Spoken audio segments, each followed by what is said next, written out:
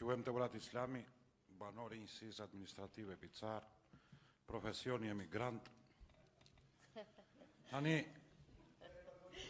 problemi është që duhet të kapur gjën nga aja për të vajtur tek zhëja. Ne bëm një reformë territoriale administrative në vitin 2014.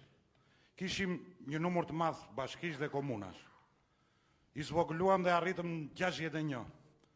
Gjatë këtyre viteve, ne nxjerrim konkluzionet se kjo reformë me këtë zvoglim kaq të madh të numrit të njësive dha rezultate pozitive apo negative. Unë si qytetar mendoj se pjesë ndërmuese ka dhënë rezultate negative. Për arsye sepse ne nuk e kishim arritur akoma atë infrastrukturë për të bërë këto njësi kaq të mëdha, duke marrë parasysh dhe gjeografinë e bashkisë dhe qarkut Gjirokastër.